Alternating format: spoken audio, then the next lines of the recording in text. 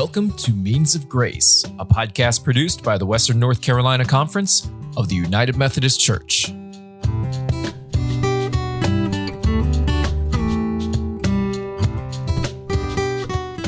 Welcome to the Means of Grace podcast. I am your host, Kim Ingram. I serve as the Director of Ministerial Services for the Western North Carolina Conference of the United Methodist Church. Today, we continue our conversations with leaders about how they are using green spaces in ministry. Originally, we expected to have a two-part series, but the conversations have been so rich that it's turned into 3 episodes. I hope you'll listen to the first 2 episodes in this series that include conversations about 3 different ministries. Our conversation today is with leaders of Common Ground Ministry in Stanley, North Carolina, which is in the Catawba Valley District. We will be talking with Reverend Noel Sweezy, the current pastor of First United Methodist Church in Stanley. George Eubanks is a lay leader at Mount Pleasant United Methodist Church, also in Stanley. Mark Hovis and Sean Bloom are members of First United Methodist Church in Stanley and have been instrumental in shaping Common Ground.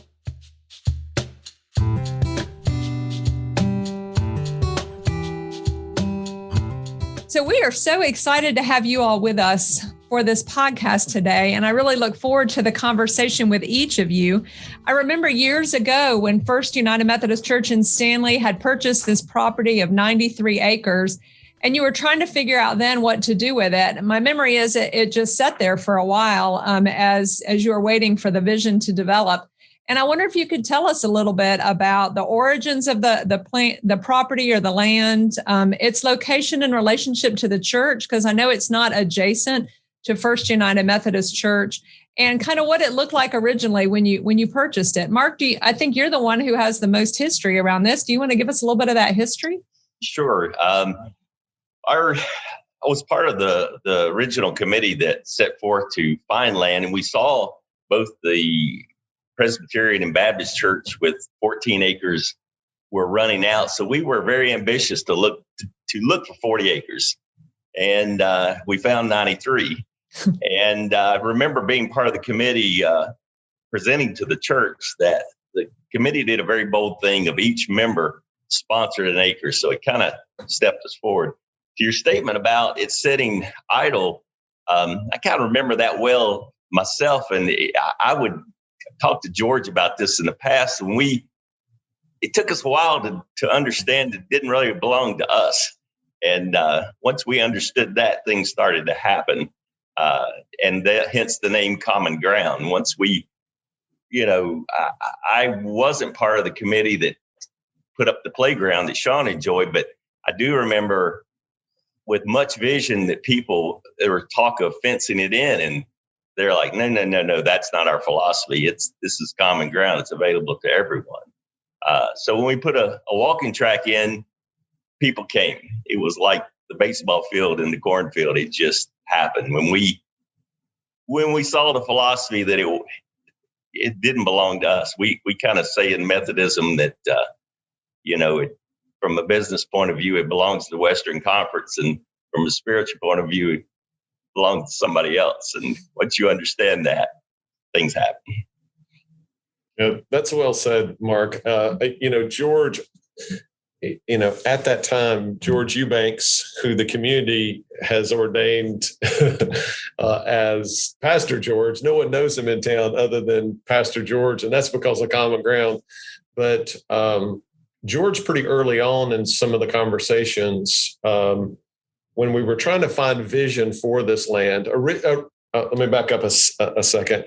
Originally, when we were trying to find vision for, what would this land be? What was the purpose of this? And they called it then the property. The conference had sent me to move First United Methodist Church onto this campus, and worked with the leadership. We were all of one accord. We came up with a process of how we would start to do that in phases. And when we went to the congregation, pretty overwhelmingly, they said, no, heck no. Literally, they said over our dead bodies, right? We want to be buried in this sanctuary. So that failure felt like a catastrophic failure, but that failure opened up the space to then really start to listen to God, and to listen to God through listening to one another, listening to brand new members like Sean and Mandy Bloom, but also listening to our neighbors. We just invited anybody to come sit with us. And George, in one of those early conversations, said, people don't know that they're welcome here. They think they might be, they're using the walking track, but if they see a churchy looking person, they run, they gather. And he was exactly right. They gather up their kids and they shuffle them in the car and they go, let's go. The church people are here now. And George goes, if this is God's space and that therefore it belongs to all God's children, you need to tell people that. And that was huge. So when we just put up the signage, common ground, a place for all God's children, and we put up little signs all around the place, and they weren't signed by us, they were signed by God. Like at the playground, we put up a sign that said, my child, I made this playground for you, come and play with me. Or I made these trails for you, come and walk with me. And then we signed, it signed God, because this was God's space. And when those signs went up, literally the day the signs went up, George couldn't get out of the grocery store because everybody was asking, what's going on at Common Ground? What have the Methodists done? What does Common Ground mean? Or I don't think they had to ask what Common Ground meant. They knew what it meant. We didn't know what it meant. It was just a name God had given us, actually through Sean's lips. And we didn't exactly understand it, but the community understood, oh, this is our space, because this is holy ground. This is God's space. This isn't so much church space, but this is holy ground for all God's children. And man, the flood has been, I guess that was about 10 years ago. And the flood has been just a flood of people, just continues to increase here from all around the region. So I want to talk to George for a minute, because you all keep referencing George as being a part of this early on. George is not a member of First United Methodist Church in Stanley, but is a lay leader at Mount Pleasant United Methodist Church in Stanley. And some people will know George and might recognize his voice as being one of our chief ushers at the Western North Carolina annual conference meeting every year. So George has been really active in the conference in a variety of ways. But George, it sounds like you really were instrumental in a vision for Common Ground. So can you talk a little bit more about that vision and how God spoke to you through that and how you got involved in it? Well, the vision came directly from God. And I was a little reluctant at first, because I didn't understand why God chose me. And as more people began to approach me and want to talk about Common Ground and share their stories that happened to them when they finally came to Common Ground, especially our little prayer chapel. 2 weeks ago, I ran into a young man that I had met maybe 9 years ago here. And he had a gun in his hand, and he was going to go home and kill his wife and the boyfriend in his house. He didn't understand why he came here, but once he came here and the prayer chapel was opened, because we had stopped locking it. And so when I opened the door, he was in the prayer chapel with the gun, but he was praying. And he said to me, this place is powerful. I can feel God's spirit in this little building. And I think that it's going to stop me from doing what I need to do. And me being an inquisitive person, I said, well, what are you planning on doing? And he said, I'm going to go home and kill the boyfriend, and I'm going to kill my wife, and then kill myself. And I said, what's that going to accomplish? And so I asked him if there was someone that I could call that would come and talk with him. And he told me to call his mother. And I called his mother. Within 10 minutes, she was here, rollers in her hair, a gown, and bedroom shoes. And she saw the gun. And she actually took the gun from him. And that started a relationship. To make a long story short, he didn't kill anybody. He got a new wife. He's got a new life. And he attributes everything that has happened to him being able to come to common ground and find God that day. And that has really been the story of my life, because the more time I spend here, the more people that I encounter that somebody has told them, you need to go to common ground because it's a holy place. And Kim, that has been the bulk of my experience, is encountering people that are looking for God that they haven't been able to find in their church. Common Ground is an open season church, 24/7. We never lock it. We have a third shift crew that comes here in the morning. We have people that get off at 11 o'clock at night. They come here, they park, they talk to God, they leave their problems, they go into the prayer chapel. And that's been a continual thing. And how it has affected me is, why did God choose me? Because at that time, I was struggling with issues. And it finally came to me that this is something that I want to do full time. And so I retired early and left my job and decided that this was going to be my second home. And it is my second home. I think that the history of this property, it goes way back. God decided that he not only wanted it to be for the people, but he wanted it to be spiritually for all the people in churches in the area. Our church and First Church, we do just about everything together. Even before Noel came, we fellowship together. And it's just a valuable, not only for this community, but from Lincolnton. People come far as from Huntersville. We have friends that call to say, what's going on at Common Ground? And we have our annual, we're not going to have it this year, but we normally have a revival here. And it brings people from all over this part of the country to come to a Common Ground to serve God and to please themselves and to fellowship. It's the most rewarding experience that I've ever had.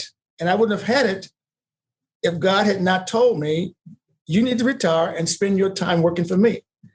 And it has enhanced my spirituality, and I'm a full-time Christian now because of the 93 acres that is only 7 minutes from my house. And that's about it. Well, George, that is a beautiful story. And it really just exemplifies what your Facebook page says is the purpose of Common Ground. And that is to provide a sacred space for the community to connect to God, each other, and nature.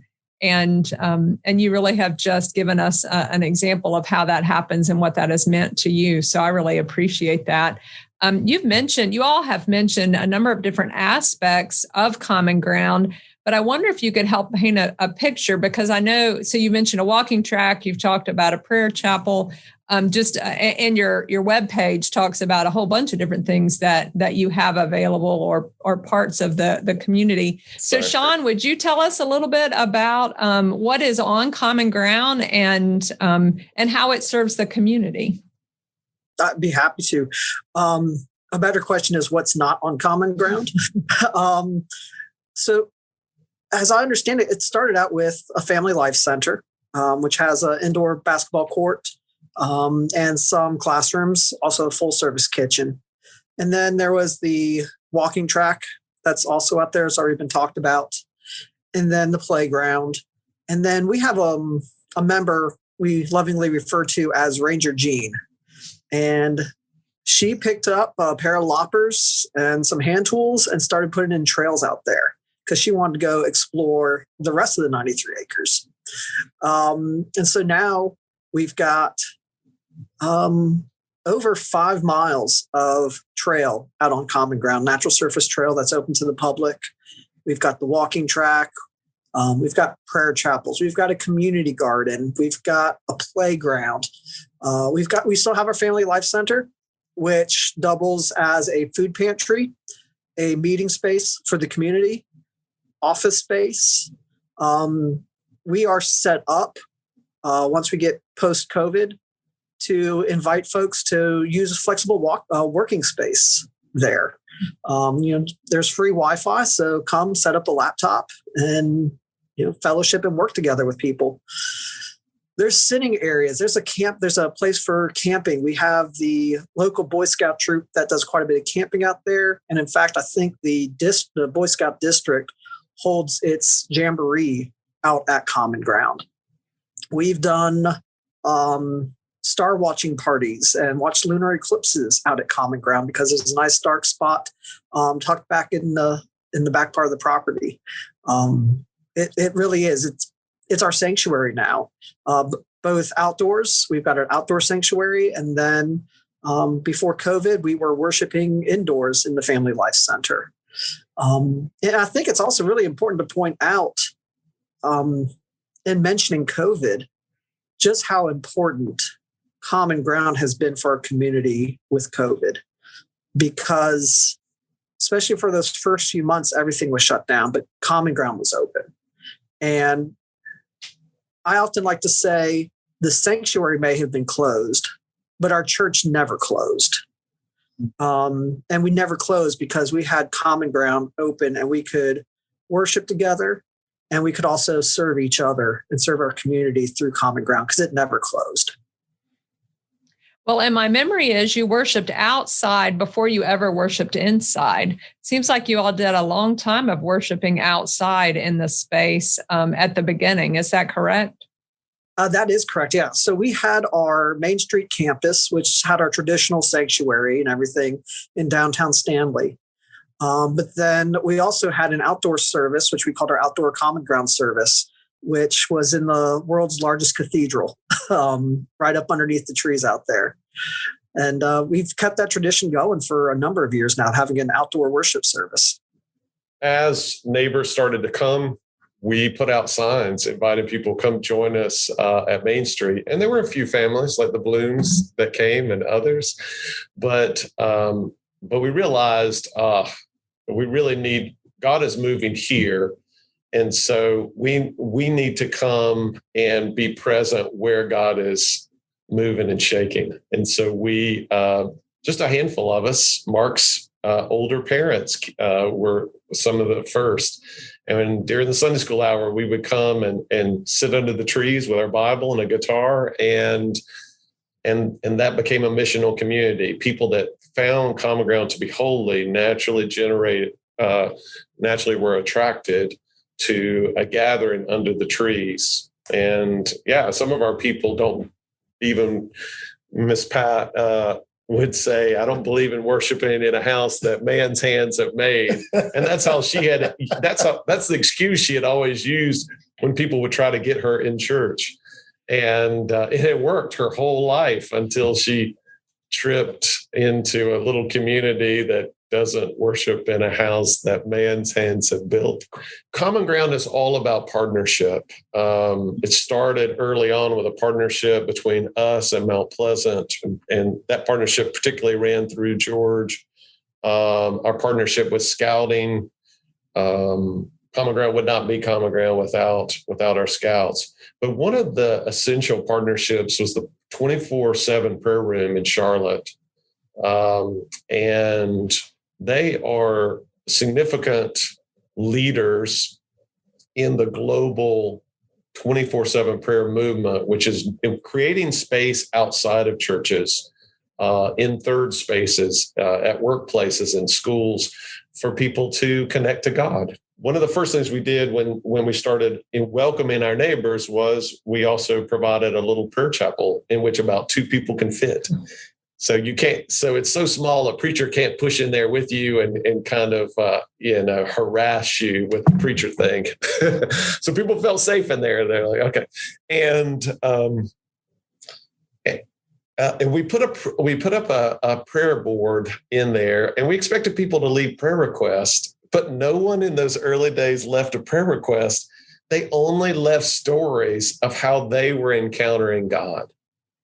And we didn't get those stories until we told our neighbors that this is your space. This is holy space where you as God's child are at home.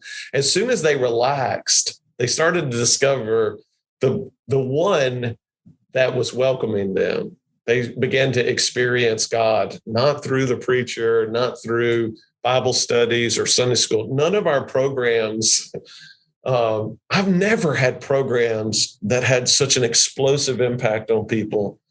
The only thing we did was let people know this is God's space and your space, and you're welcome here. And they started to leave us miraculous story after miraculous story on that board. And we freaked out because we're Methodist. Like, that, what?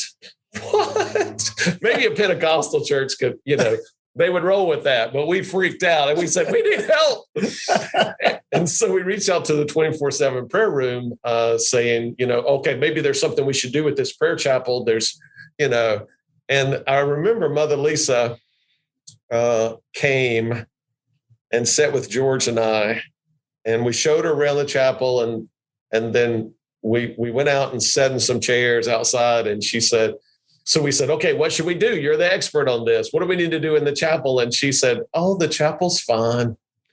You're fine. You don't need to do anything else with the chapel. She said, the problem you have is you're focused on the chapel when these 93 acres are a sanctuary. That's what she discerned, is this whole place is a sanctuary for people to connect to God and each other through creation.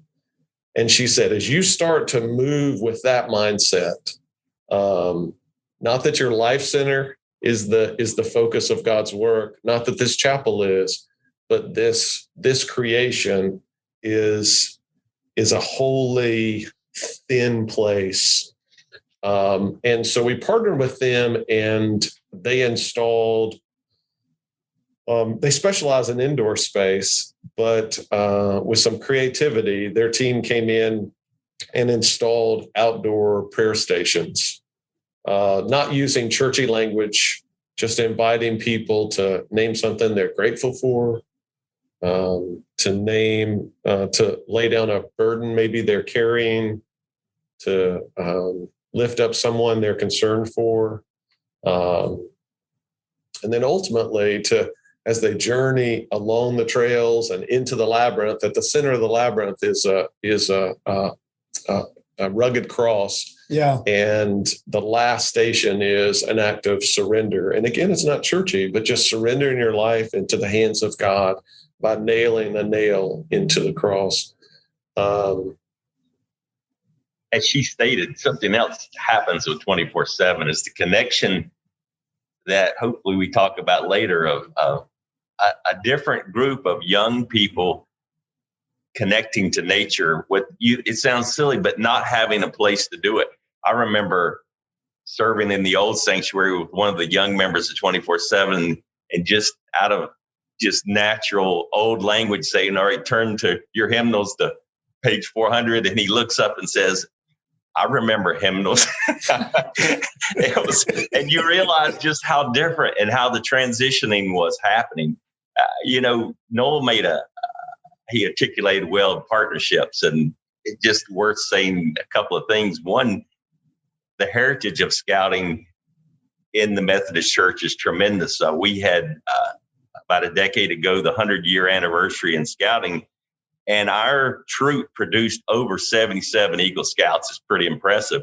What's more impressive is we invited them all, and 50 came. Wow. So we had a presentation with all their pictures as we played a slideshow, starting with Eagle Scouts in their 80s, standing up until it was completed. It made you, again, tie the heritage of the church to this new thing that was happening on common ground. Whereas Sean mentioned the camporees, which was now open to all of scouting, and came. The local Presbyterian church, who kind of specializes in sporting, has really done well with their baseball and their soccer programs. And we had built a regulation soccer field, and instead of competing with their ministry, just opened the field and said, your space, come and run your organization here. How many kids did we have out there? I mean, it was pretty incredible. But again, the partnership of saying, this is really is common ground. It is yours. It's not ours. Yeah, we could go forever with partnerships. There are 5K races, trail races here, usually on the average about 2 a year. We have never sponsored one ourselves. Our team supports whatever group, whether it's the high school or another church or a nonprofit. We support them in pulling off their 5K here. There's so much ministry. There is an infinite amount of ministry that goes on in this green, holy third space, and so we know we can't do it. At best, what we do is welcome people, welcome our neighbors, welcome our partners. And Mount Pleasant does a jazz festival here that is like no other. There's no way we could do that kind of stuff. That has been one of the exciting things. You cannot list all the partnerships that we've engaged with. We've had other churches come and do staff retreats here from around the region. We had a scoutmaster who came forward in the procedural methods to want to build a little space on common ground for the Cub Scouts, and was asking permission where. And we walked out and looked, and I said to him, being part of the land use committee, it's all yours and it's none yours. You can't build a concrete pad, but you can put it anywhere you want. And he went away and thought about it a while, and he came back and joined the church. Says, I don't know really what's going on here, but I want some of that.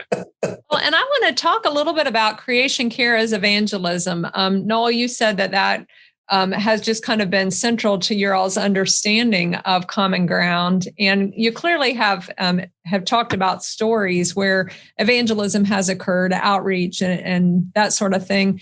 Mark and Sean, I would love to hear from each of you. So my understanding is, Sean, you're a biologist. You work for the Catawba Lands Conservancy. So there was some sense of your background, your calling in life around nature. But how do you connect that with creation care or environmental stewardship? And sometimes I think people see scientists as sort of anti-faith, that it's either or. And it feels to me like you have combined those things in your life. I wonder if you'd talk to us a little bit about that. So I guess first off, I would say I did struggle with my faith before finding common ground. I was out of the church for about 15 years before we moved to Stanley and came to Common Ground. As I mentioned before, we originally went there just to go play on the playground and walk a little bit. In all honesty, we joined the church because we figured that's the only way to get to know our neighbors was to join.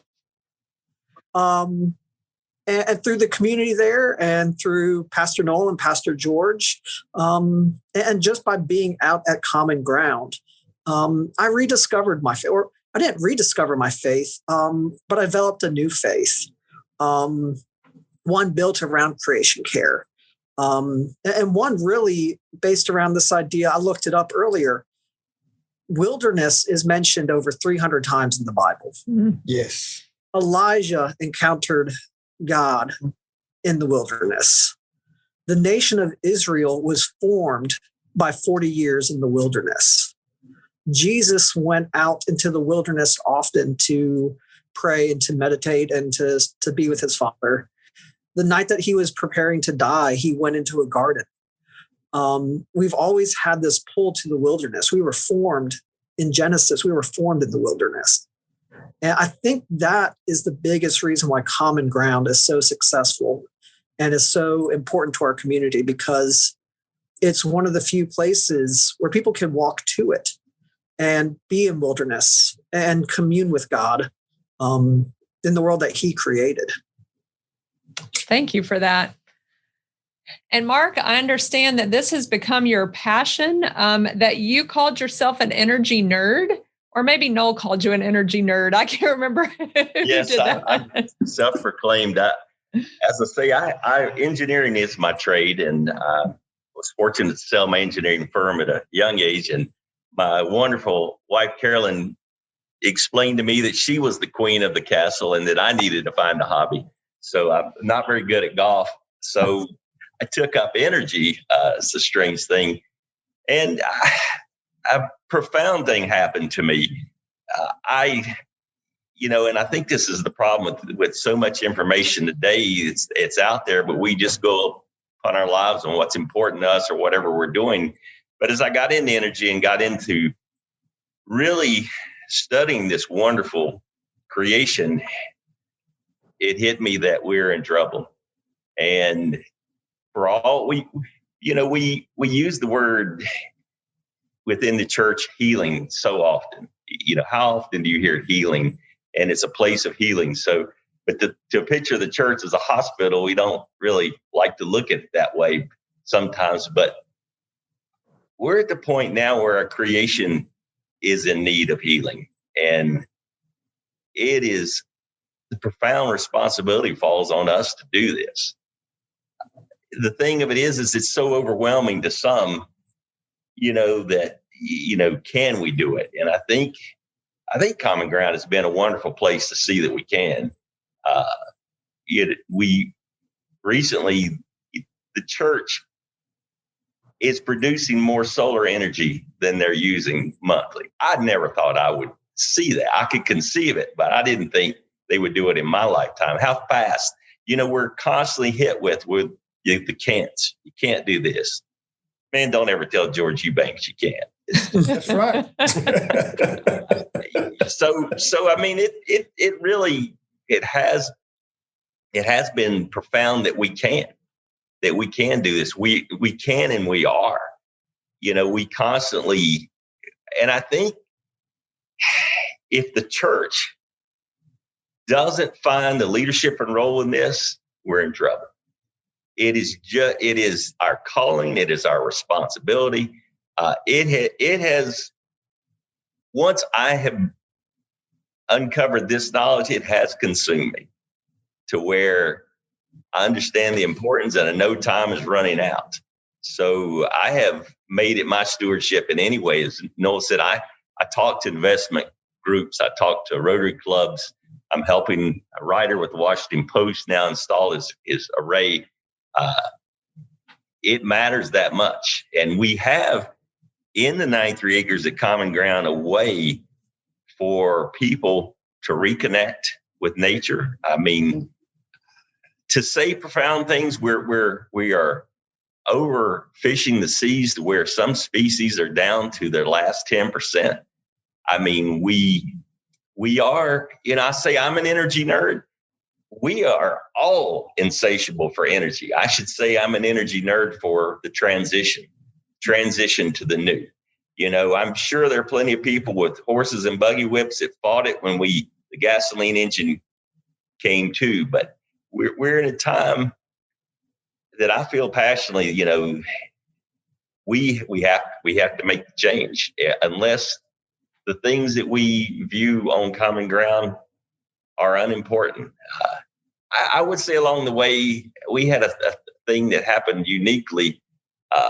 While this was happening to me, right around the same time of Earth Day, I sat in a sanctuary where a minister didn't mention, this is Earth Day, yada, yada, yada. He preached all sermon about the stewardship and responsibility. He's this minister sitting with us, Noel Sweezy, and I said to myself, I got my eye on you. So he had really, in a lot of ways, was much further down the path than I was at the time. I had time on my hands to catch up with him a bit. But I'd like to think that I am so pleased that we have young scientists like Mandy and Sean Bloom, that we have the leadership in both ministers on Common Ground, both drive electric cars. What good leadership that stands for. Mr. Eubanks has a registration in for an electric truck. So can't wait. Sean Bloom drives electric vehicle. I drive electric vehicle. It's, little town of Stanley. This is what it looks like. Yeah, I mean, if I can piggyback on that some, just to talk about how essential creation care is, I know that one day when I see the impact of my ministry, right, One day we'll get to see, often as ministers, we wonder, what in the world, am I doing any good here? And we joke about it, but this is not a joke here. Sean talked about Ranger Jean. She retired. She's a retired postal worker, and she's not the kind of lady that goes home to knit. And so she came and asked the trustees, do you mind if I start to open up some trails so we can see what's in the majority of this campus? And how do you turn that down? And she was mowing the front yard. So they said, throw her a bone. We'll let her, start to open trails. And literally on her hands and her knees, her and Jesus slowly opened these trails. There would not be a common ground without a lot of these folks. There wouldn't be a common ground without Mark Hovis or Sean Bloom or George Eubanks, but particularly Gene Young. And one day in glory, she is quiet. She would never preach. She would never teach a Sunday school class. She would never pray out loud. But through her ministry of making hospitable space for people to encounter God in creation, in God's creation, it is overwhelming to me to think about how many people she will see in glory that she had a significant impact on their spiritual life, their connection to God. And may not ever know that in this life, but we'll have the opportunity to know that. She's famous. Everybody sees her on her tractor. We literally bought her a brand new tractor at one point.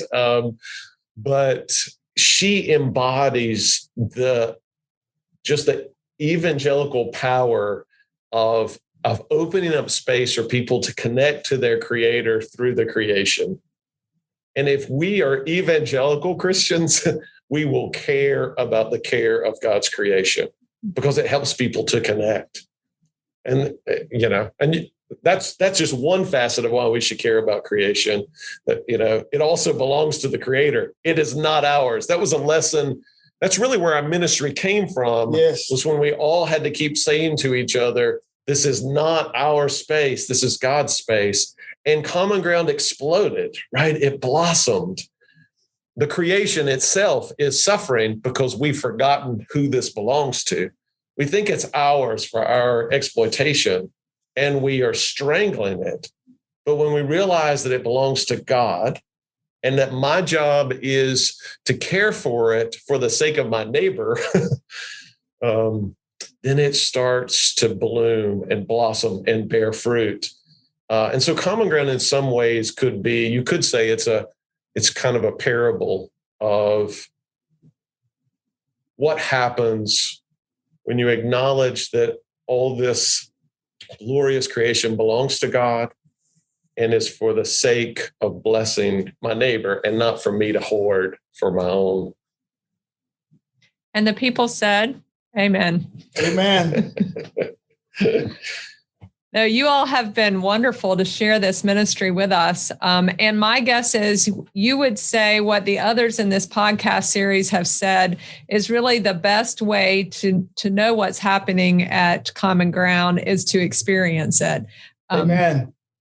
And so I'm going to offer the invitation on your behalf, and also to say that I'll put your Facebook page, your website, the information about the 24/7 prayer room in Charlotte, their link, all of that in the show notes, so that people might be able to access it and come and see. But warning, we should give a disclaimer. We are not responsible for what might happen to you by God's Spirit in God's creation. Especially if you're a non-believer. Because you will be transformed. It's fun to meet people as they come off of the trails and they have a look on their face. And, we all try to be hospitable and say, hi, welcome. And sometimes people just say to us, what was that? What has happened to me? Because they don't know who God is, but they have encountered God. They don't have the language for it, but they have had a deep connection to God. I'm a mentor of a young seminarian who had just recently moved here. He and his wife from Cleveland, Ohio, had heard in Charlotte, like a coffee shop or something, about Common Ground, and had come over and had a picnic.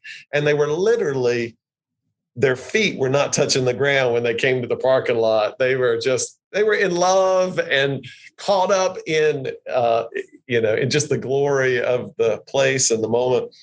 And I introduced myself, and that another thing we say, that connections that happen on common ground are sacred, yes. And we try to take those seriously. And so I've gotten to mentor him through seminary. So we like weird things too. I mean, we've had a EV charger where we provide link to your car to anyone at the church. In the community garden, we recently added a biodigester, and people trying to figure out what that is. It's like, well, you have rotten cucumbers and things that's grown too large. What do you do with them? We'll throw them over the hill. Says, we'll just put them right there. Says, you need fertilizer for this place, right? Well, yeah. What that cucumber you just put in there is going to make you fertilizer. What? Yes.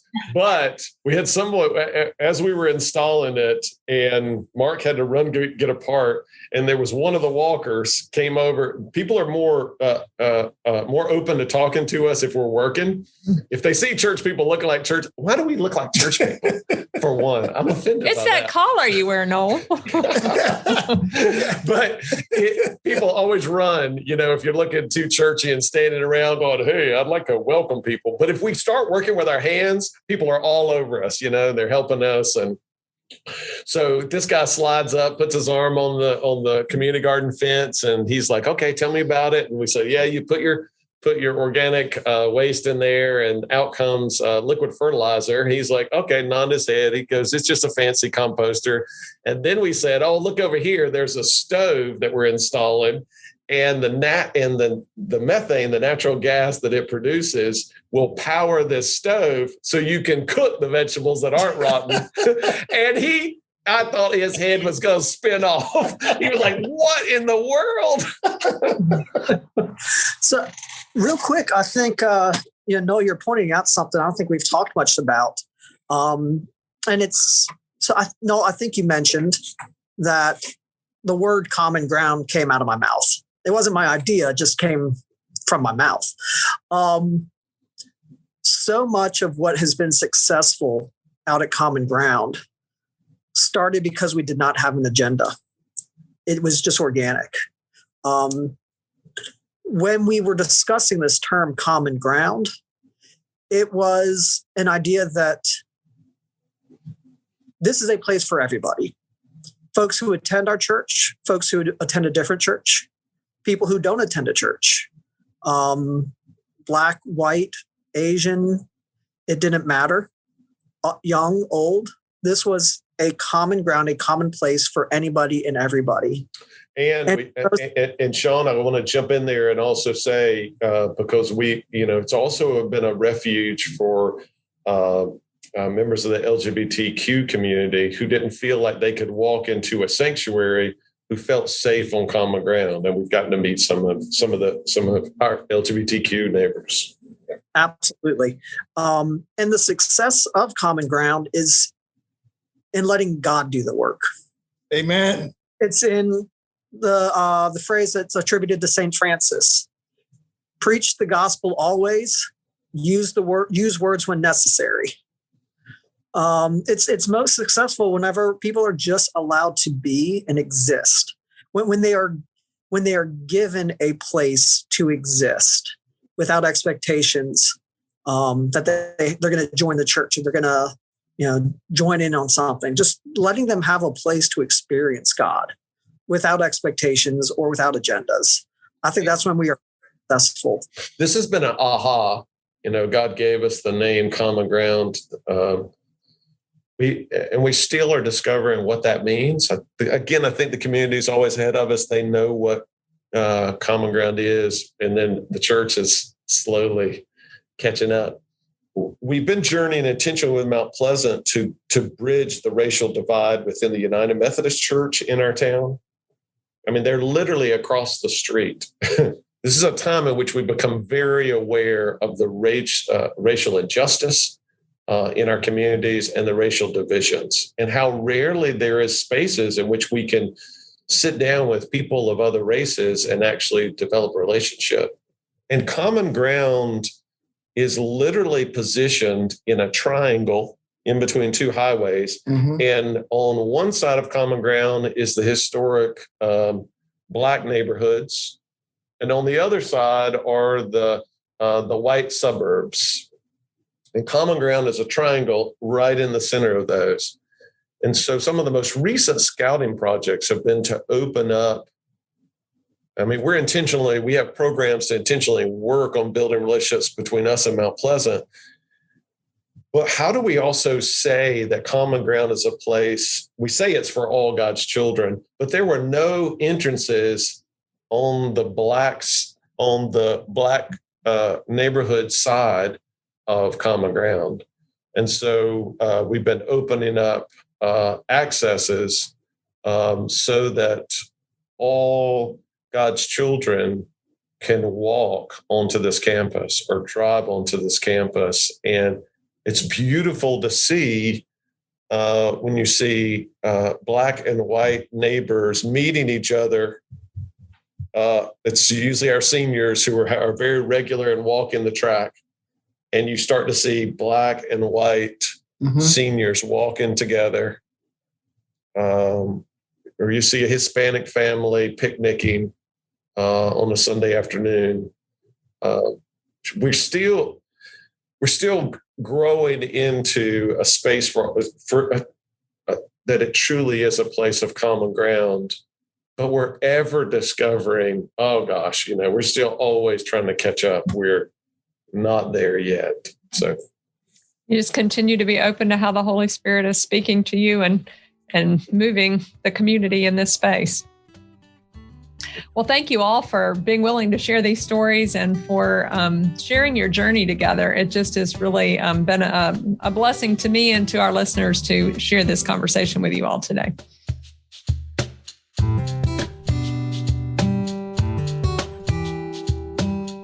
We could hear in this conversation how much fun these folks have as they are in ministry together.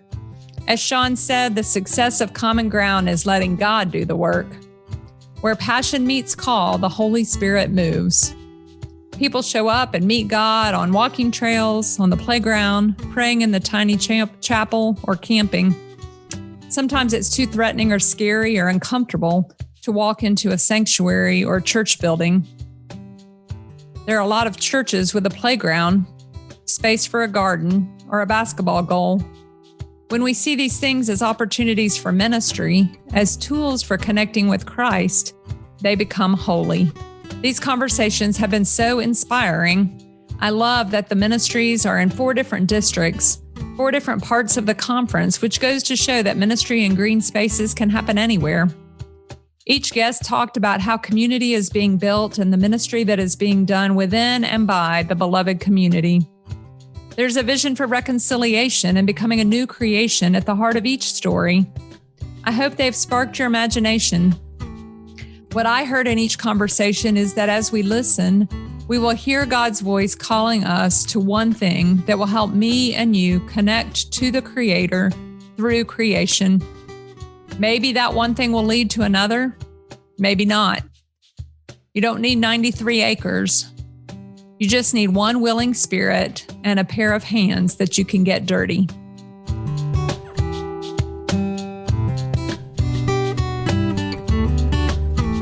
Thank you for joining us for this podcast.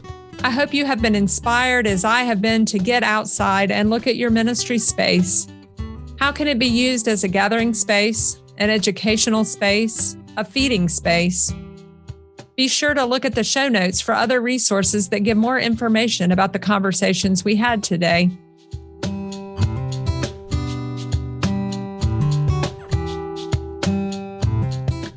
Thank you for listening to Means of Grace, a podcast produced by the Western North Carolina Conference of the United Methodist Church.